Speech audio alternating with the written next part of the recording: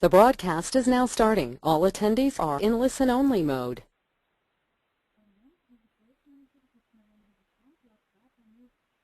Good afternoon, everyone. We're going to kick off our Gulkana Creativity webinar. I'm Selena Maguire, and today the plan is to get under the skin of creativity. We'll be covering off things like what does it mean for the industry, is it an essential skill for a PR, how is it measured, and how you actually unlock your inner creative. Hopefully we'll leave you feeling inspired and fired up for your next campaign. And to help us do that, we're joined by three experts who have years of experience when it comes to all things creative.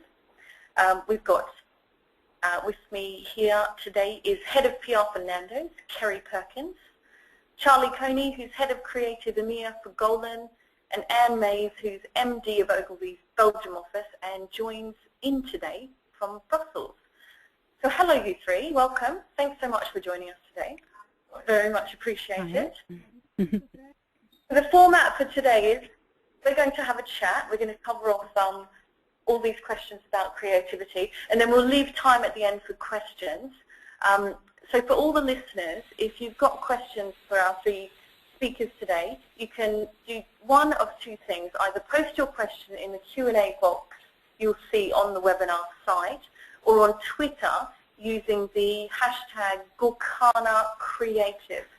And we'll pick up those questions and hopefully have time at the end to put them to our speakers. So we're going to dive in now. And I mean, the reason that we decided to do this webinar was because every year the Cannes Festival of Creativity, or the Cannes Lion Festival rather, puts the spotlight firmly on creativity. And for weeks and weeks afterwards, there's always lots of debate about who's the most creative, how did the PR industry do, and certainly this year was no different. There was probably even more noise and more debate than ever. So the first question really is the PR industry creative enough, and does it really matter?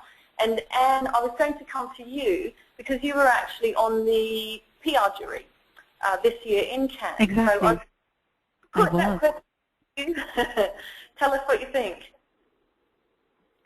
Well, actually, what I would like to share with you first is that before basically kicking into the jury sessions, we had a really long discussion about what exactly is creativity about amongst basically the jurors. And that was basically the first question that we really wanted to get our heads around in terms of what exactly is a good creative idea? Is that something completely wacky, or is that rather a really clever communication solution that basically addresses a business challenge that the clients have? And we tried to settle, or we kind of decided to settle on the second one. It doesn't necessarily need to be wacky, a creative idea. It doesn't necessarily need to be wild, but it always needs to be extremely clever and makes you go like, wow, this is something that I haven't really seen before in exactly that same form. So it's something that has an element of surprise. It's something that really works as well, and it's something that has a really big stickiness factor in terms of it works in such a way that it makes people talk, and it works in such a way as well that people remember it and that they feel very keen to share that with others as well. So that to us was creativity, and basically it was through these glasses that we took a look at all the different cases that we got to see, and there were zillions of them, because I'm not sure whether you guys all know that, but the PR category is the fastest growing category in Cannes. So there's every single year there's more and more cases that are being sent in, not just by PR agencies, but also by a lot of different agencies that all claim to be creative PR solution builders. Is that an answer to your question, or would you like me to elaborate? No, that's fantastic in terms of giving some insight into what goes on in the, behind the scenes for the jury. I mean, do you think that, what do you personally think, is the PR industry creative enough?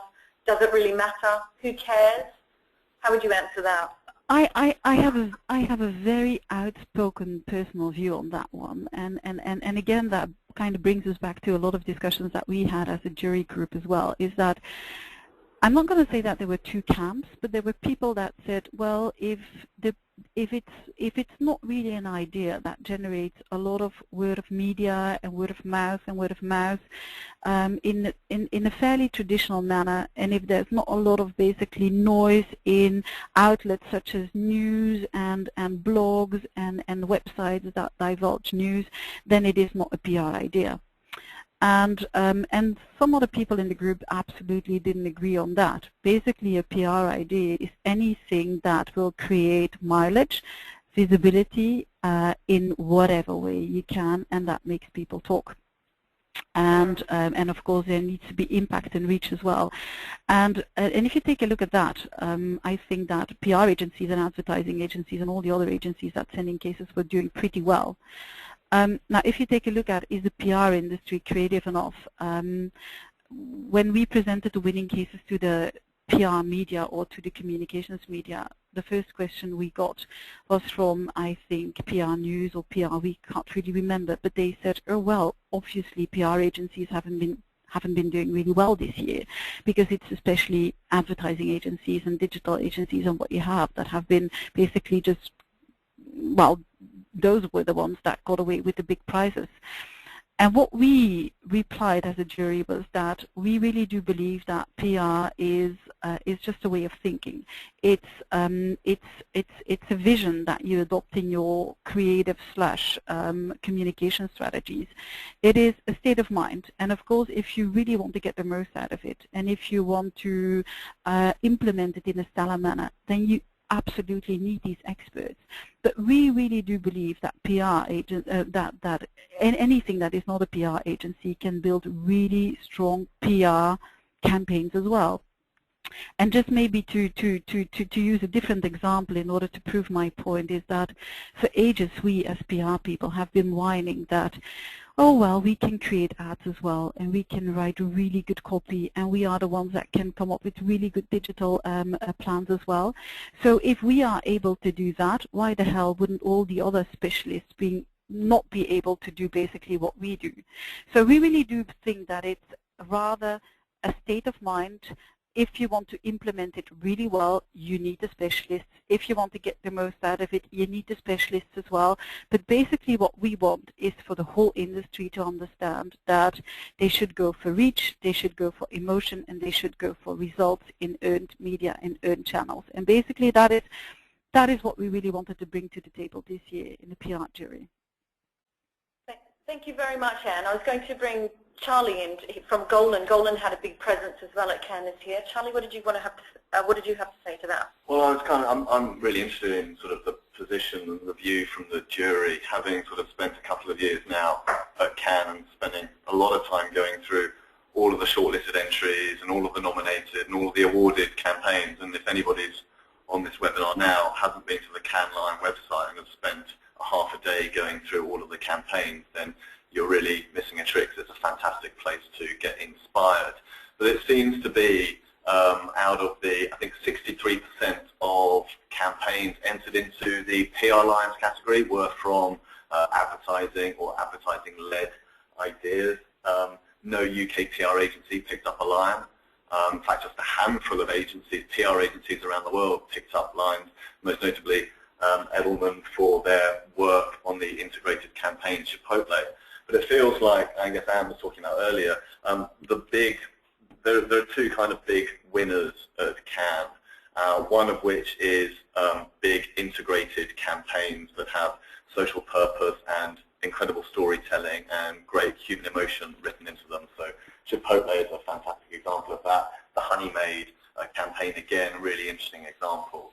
And then I guess the second really big, a lot of winners are charities and NGOs. So the Gender Equality campaign, Internet Censorship, the Sweetie campaign, the Hairfest campaign, all of those were very much sort of tear-jerkers, transformational campaigns that really sort of made you stand up and pay attention. And I think the majority of those, again, tended to be entered by advertising agencies. So kind of, I wonder whether when the judges, and we talked about this a little bit earlier, when the judges are looking at those kind of things, that big integrated campaigns, yes, there's an opportunity for PR to play a part, but it felt to me that sometimes if you were a FMCG brand trying to come up with a really creative way just to sell product, that the jury or they were often less awarded than those campaigns that had perhaps more social impact, more social purpose built into them. Is it okay if I just very quickly reply to your really interesting questions, Charlie, because there's a few things that I would like to share on that. I think you are absolutely right by the analysis that you made about the two categories. Now, that being said, where I was really gobsmacked is when I noticed exactly how little cases were sent in some, let's say, subcategories that really can be owned by PR agencies. For instance, media relations. We had so little cases that were sent into that category. It's exactly the same with everything that is internal communications and everything that is crisis communications. There were very, very little cases in comparison to everything that was, for instance, not profit that were being sent in. So I think it's probably a bit about the industry being a bit too shy about the good work and really wanting to share that on platforms such as Cannes, because our industry, and that is something that I've historically felt as well with just by talking to a lot of specialists that are active within the industry across the world, is that we are very much focused on efficacy. Does it work? You know, does it answer the brief of the client, and did we manage to get the result at the end of the day? I think we are stellar at that, and we really have understood that, for instance, if we do that kind of work, that we can go after an Effie Award, for instance. But if that is being done in a creative manner, we are still a bit shy of sending it to Cannes and making sure that we can raffle a prize there as well. So I think that is really a big major kick in the arse of the industry, and just basically me shouting out loud to everybody who's on the call, guys, please send in your really good stuff and be proud about it and share it with the world, because you have not this year, and that is a shame. Well, it sounds like there's lots of opportunities for PR, so they should start thinking about. Oh, exactly. Okay. So if you're sitting on a good internal case, please do send it in, because it was really weak. It was so weak. It was mind blowing. We should also be entering outdoor promo and activation, cyber, direct.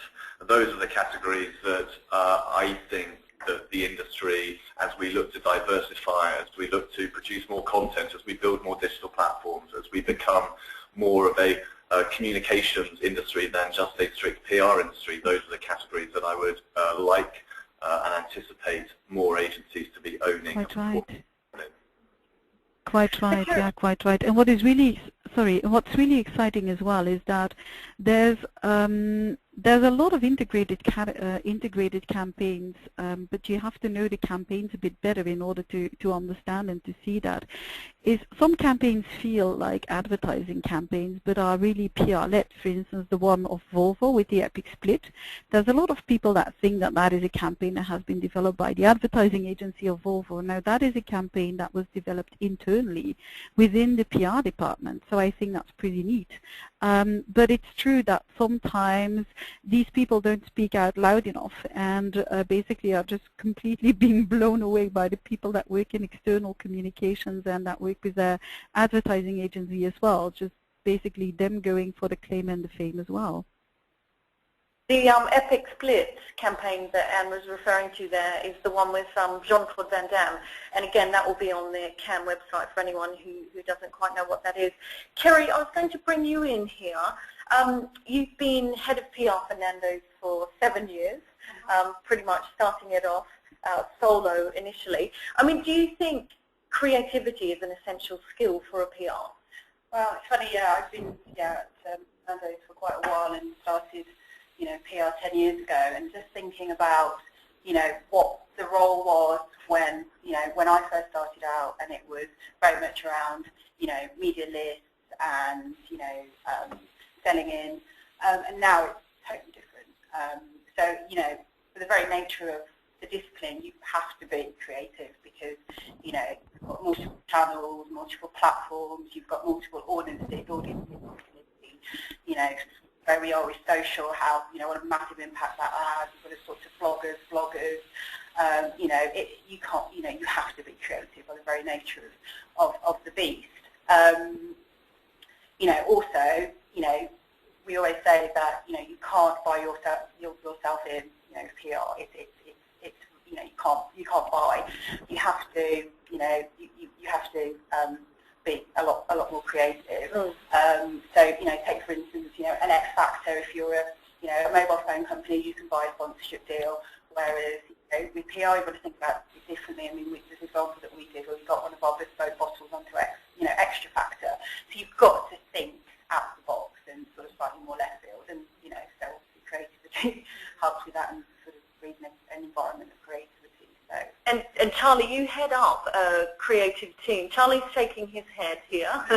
He heads up a creative team at Golin. Tell us your thoughts.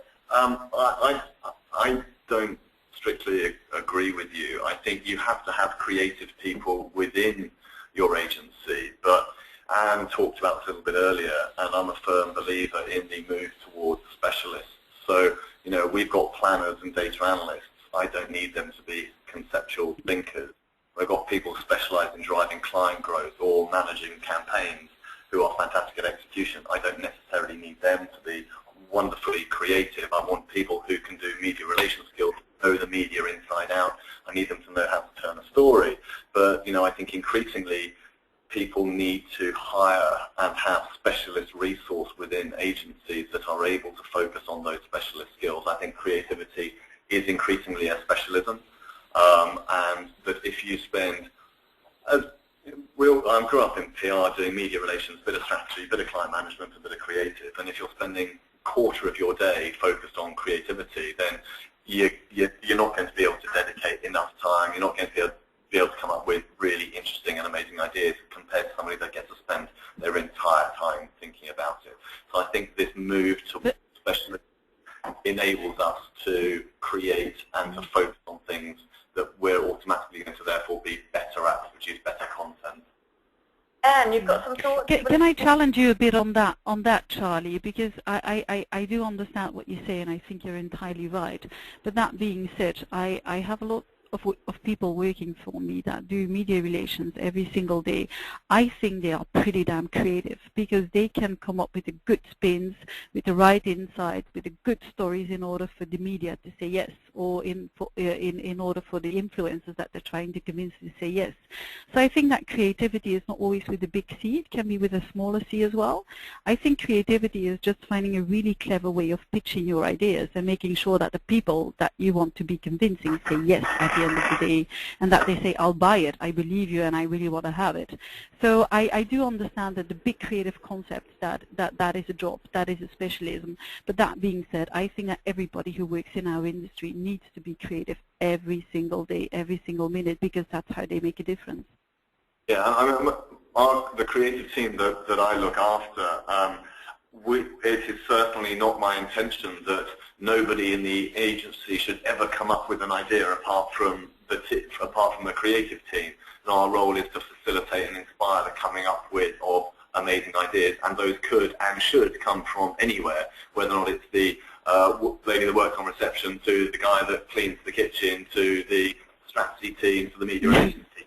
Everybody should be contributing something. The role, I think, of a good creative director is to shepherd that process, to spot the idea that has the most potential, and then to work with other experts, whether or not they're animators, illustrators, photographers, event production, media teams, to help shepherd that story and to help craft that story into something that is truly compelling, really engaging, filled with plenty of emotional stories, and is able to be, you know, delivered through bought, owned and earned channels. So it's very similar to, let's say, an advertising agency structure, the way how you explain it. We have a strategy team who do data analysis. So we've got analytics experts. We've got people from, our most recent hire was from Accenture, so we're able to do that kind of deep insight and analytics that helps us craft the strategy. We have a creative team that includes conceptual creators, but copywriters, illustrators, animators. We've got UX developers, front-end, back-end, coding people. We've got people who do SharePoint. We've got guys who do part-time drone pilots and filmmakers. So a really interesting mix of people who are able to create concepts, content, and then platforms.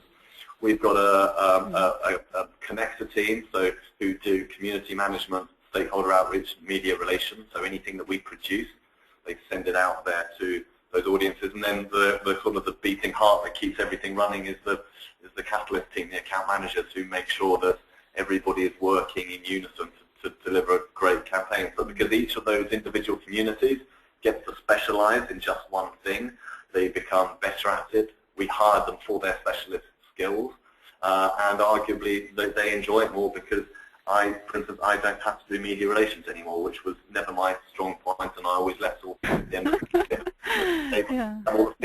That's very Kerry, honest of you, basically sharing that. Kerry wants to add something. Yeah, I was just going to say, Charlie, that sounds great. You've got all those people at your disposal, but I think that, certainly someone like us, or where we started, we got we've got a very, very small team. Is it a team of 3, Kerry? Well, yes, I mean, we have got an agency supporters now, fantastic, but, when sort of I first started out, we were just a couple of people. So therefore, when you don't have those, amazing sort of extra bits at your disposal, you don't, you need to get cut through, and I think one of the ways you can do that is through creativity, but absolutely little c as opposed to, as well as, if you can, big C. It's just thinking out of the box. What about barriers to creativity? So it's all very well being incredibly creative and all the rest of it, but what do you think what are thoughts on the major barriers to creativity? Time. I guess a lot of the time, and I don't know how many people on the line would agree with this. That one, I don't know if you've ever heard before. We just need. Thank you for sending this over. We just need a few more ideas. If you wouldn't mind sending them over by tomorrow morning, that would be great. That kind of short-term demand for ideas, which the industry has propagated itself. We tend not to, or we have. In the past, we didn't charge much for planning and creative. We now do charge for planning and creative because you shouldn't give away your ideas for free. And I think increasingly that kind of, if we can make that process better, more robust, if we can educate everybody that actually it takes time to craft really big ideas, it takes time to do your audience insight work. Yeah, you can come up with interesting reactive opportunities, and that's behind the whole RTM drive. But bigger, long-term campaigns, I think time is a luxury that we're often not given. Kerry, from your point of view, obviously from the in-house point of view, you're buying, sometimes you're buying services from the industry. I mean, a couple of things. Are you happy to pay for the creative development that Charlie was talking about? Absolutely. And what's your view on the biggest barriers? I mean, I'd have to agree with you. But, I mean, time, and we are, I have to say, we're all guilty of that and putting pressure on our agencies and ourselves and delivering, turning around sort of creative ideas within a day, 2 days, and it is a little bit unfair, but unfortunately that is the world that we live in. But, I would absolutely 100% agree with you. It is time because, fostering great ideas does have time, and also does take time, and also, ideas need a period of sort of growth, and I love those campaigns that have had that space to grow organically, because what works, it doesn't quite work today or doesn't hit the mark today might be the same idea that just totally flies in a week, 2 weeks, 3 months time. So yeah, absolutely agree with you there. And what about yourself? What are your thoughts? Would you agree with time? Do you have any others to add there? I agree. I agree on time for sure, yeah, because I think that's probably the biggest barrier that we all face. But I think that probably the two that probably stopped us most is that I think that laziness is a big barrier to being truly creative. I've got a slightly different view on how people should exist in a creative environment, because we don't have the hyper specialist team. We hire all-rounders, creative all-rounders, and they are being supported by specialists. So it's a slightly different model, but basically what I want my people to do is to amaze themselves to start with, and amaze their clients, and amaze me as a team as well. And fairly often people are just not curious enough in order to know what happens in the world and what's going on and what makes other people tick. So I think that if you really want to be stellar in this industry, in terms of really want to have a serious career, you have to be extremely inquisitive, and you have to be somebody who always wants to know what's going on and what's hot and what's not, etc. So that means that you really have to dive into the news, that you have to dive into, you know, the library of Cannes. And I just loved it that Charlie was pointing out, like, guys, if you haven't been doing that, you know, you should. And if you haven't, you know, you should feel bad about it as well, because it's such a rich source of information and inspiration. But basically, I think that laziness just kind of stops us from being truly creative, because you know, you always kind of dig the same ideas out of the same box. And I think that the more inquisitive you are and the more, let's say, curious you are about what happens in the world, the better ideas you come up with. So I think that's the first one. And I might be being very harsh here, and it might sound not very curious, but I think there's a really, you know, that is just the reality. That's what we face every single day, and that's the reason why we sometimes, well, kind of decide that people should not be part of our teams anymore. And then the second one is either over or underestimating a client. And with overestimating it's not so hard finding good ideas or finding wide ideas of creative stuff, because if you have the right kind of people, you have tons of those. But sometimes it's very difficult to pitch them to the client and convince them, because you either overestimate or sometimes even underestimate them. And it's not because they are wearing a gray suit that they might not be open to wild ideas. So sometimes you are just a bit too prudent in order to bring, you know, crazy stuff to the client, because we kind of assume that they will not like it anyhow. And sometimes we bring stuff to the client and we think, oh, well, they have crazy hair, so they might like an idea like that, and basically they just like the very straightforward stuff that basically you see on every corner of the street. So it's also about really knowing who you talk to if you really want to push a good creative idea through, and that's basically about human psychology. There's an interesting cliche, which is that advertising agencies are great at making a bad idea look amazing, whereas PR agencies are very good at making an amazing idea look really bad. And I think it is true that we often undersell, and we spend far more time on idea development and less on idea protection. I think the industry, and something that we're doing a lot more on, is how do you protect ideas? How do you make sure that they're sold in the right way, that they're tested, that you're able to give clients an idea of ROI before they commit, that you're able to put in measurement and evaluation so that they can show the effectiveness of those campaigns. We're kind of always think like, here's a great idea, and this is an example of a piece of coverage that we're going to get for you. That doesn't really mean a lot, and I think that the best agencies now are those that are able to protect the ideas as well as come up with those ideas. Well, one of the things that I thought we might... Oh, Anne, sorry, go on. Did you want to add something to that? No, I said exactly, yeah. Here. Yeah, I quite liked what he was just saying, and maybe that's something interesting that we can share with you guys after the call as well, is that you really do have some platforms where you can protect ideas as well, basically just making sure that others don't snatch them. And there's a lot of PR agencies that just don't know that, or PR professionals, but there are really, really good ways of making sure that, you know, you can just protect yourself the best way you can. One of the things that I thought might crop up during barriers to creativity is budget. But should budget be a barrier? Does it matter? Can you do creativity on a shoestring? I think that's a heap of rubbish, basically. No, it really isn't. I think that the less budget you have, the more creative you get. I think we are really, really, really good at that, because fairly often we get like a briefing in terms of, oh, we've just been spending a zillion in media, and oh yeah, well, we have a PR budget put aside as well, so if you can come up with something really smart for 10K, that would be brilliant. And we do that kind of stuff. So I think that there is nobody in the whole communication industry that is as creative with little money as we are. And we just have to be proud of that, because, you know, sometimes you have a bit of a, I'm not sure whether you know that expression, a Calimero reflex, that we think that we are so small and all the others are so big. But I think that budget is something, we are budget wizards. We really are. It's interesting, if you look at the Honey Maid case study film from Cannes. So Honeymaid did one of America's oldest cereal brands, did a campaign where they featured mixed-sex parents and mixed-race parents, talking about the fact that this is wholesome, this is America's most wholesome snack, and the whole advertising campaign was conceived, and the PR elements kicked in when they got big negative backlash on social media. So a load of people criticized. It was a response, yeah. And the response to that was to take those comments, write them on a piece of paper, and to create the word love out of those rolled up pieces of paper.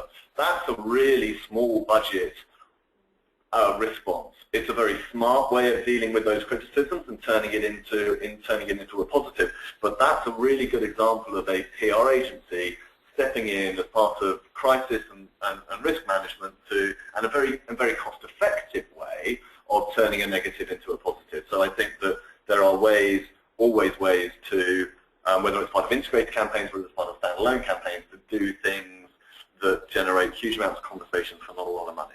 Kerry, would you agree with that? And that campaign was awarded as well. That campaign was awarded because of the really smart scenario planning. And that was just the creative part of that. It was just a really, really good scenario planning and the way how they responded to it.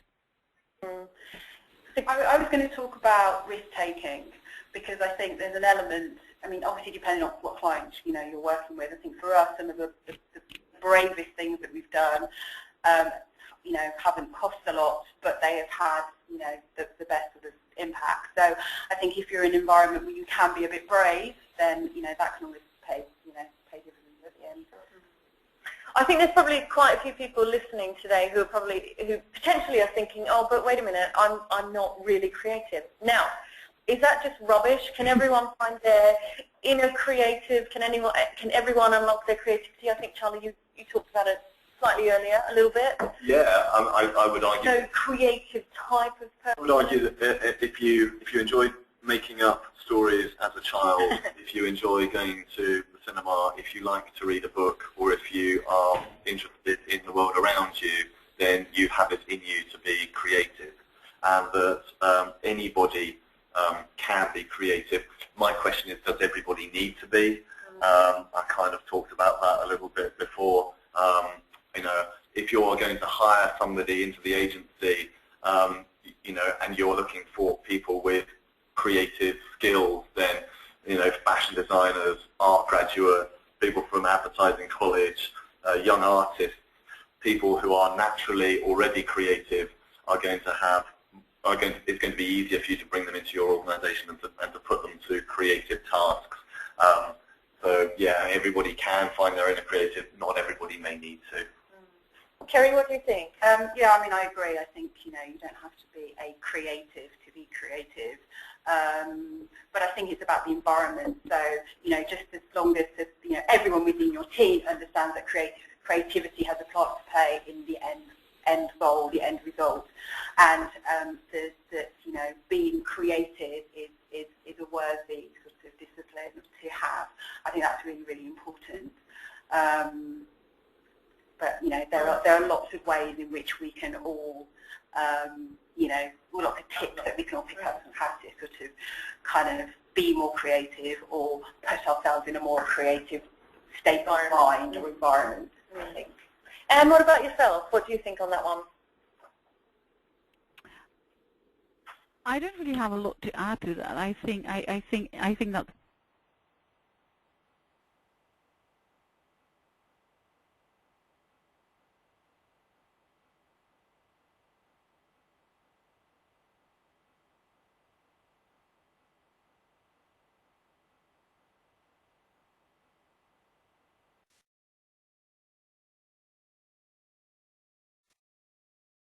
So that the real true big creative thinkers, they are, they just tend to be a bit less organized, let's say, as a really good account, and you just have to have the really good mix. But that being said, I think that even accounts that are just in the day-to-day organization, and even accountants, you know, as long as they don't really flirt with the edges of what is not legally permitted, that everybody has to be creative. You know, you have to, yeah, well, you know, creative bookkeeping, that is something that we obviously never do, but it's important that everybody tries to find clever ways of just doing their own job.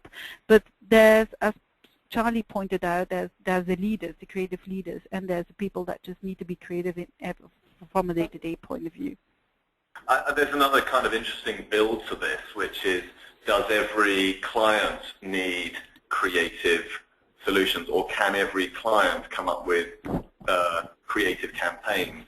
And I often kind of, you know, I look at Nando's and you kind of go, wow, well, there's so much amazing opportunity that you can do with that brand.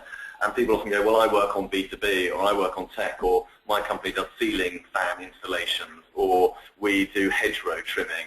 We don't need creative. And I'd actually argue that the lower the interest, the lower the engagement with the category, the higher the opportunity is for really big standout creative work. So I'd argue that no matter what you're doing, if you're lucky enough to work for a big FMCG company that, you know, is famous for, its creative advertising, then it may actually be harder for you to come up with something that they haven't already developed or thought of before. But those low interest, low engagement categories are often where you have really interesting creative potential.